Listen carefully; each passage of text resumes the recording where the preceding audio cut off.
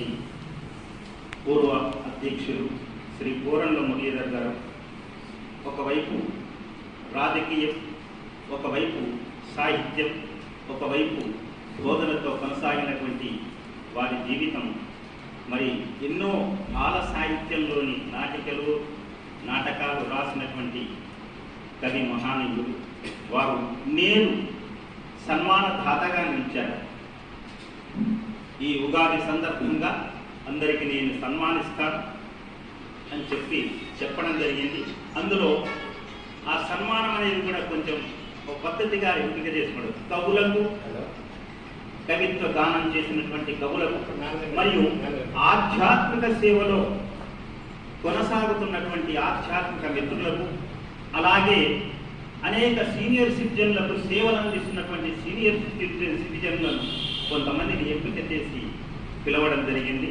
వారికి కూడా ఈ సత్కారం రాజన్న సిరిసిల్ల జిల్లా సాహితీ సమితి ఆధ్వర్యంలో జరుగుతుంది. ఇక ఎంతో పని ఉన్నా ఆ పనులన్నింటినీ కూడా పక్కన పెట్టేసి మా కోరిక మేరకు వచ్చినటువంటి శ్రీ చింతోత్ భాస్కర్ గారికి నమోవాకములు. వారు ఇంతకుముందే గతంలో కూడా డాక్టరేట్ అవార్డు కూడా లభించడం జరిగింది. అలాగే మా సాహితీ సమితికి వెన్నుదన్నుగా ఒక వెన్నెముకల మమ్మలను ముఖ్యమైనటువంటి చక్కని సలహాలని అందిస్తూ మమ్మల్ని ముందుకు నడిపిస్తున్నటువంటి శ్రీ కరుణ కలిగినటువంటి కరుణాల భద్రాచలం గారికి నమోవాకం.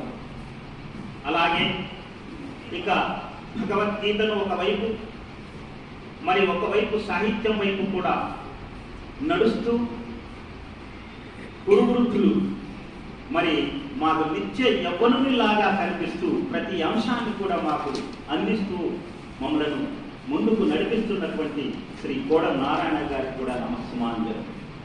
అలాగే ఇక మా కార్యదర్శి అటు వ్యాఖ్యాతగాను ఇటు ప్రతి పనిలోనూ కూడా అందరినీ ఆహ్వానించడంలోనూ ఇప్పుడే వచ్చినటువంటి సీనియర్ సిటిజన్ అధ్యక్షులు శ్రీ చేపూరి బుచ్చే గారిని వేదిక మీదకి రావాల్సిందిగా ఆహ్వానిస్తున్నాం.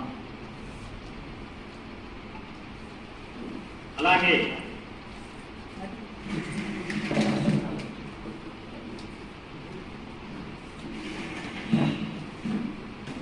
సీనియర్ సిటిజన్లకు ఎన్నో సమస్యలను కూడా పరిష్కారం చేస్తూ మరి ముందుకు సాగుతున్నటువంటి సీనియర్ సిటిజన్ అధ్యక్షులు శ్రీ చేపూరి బుచ్చయ్య గారికి ఒకప్పుడు సామాజిక సేవలో ఏమోలే అని అనుకున్న అటువంటి వారే ఇప్పుడు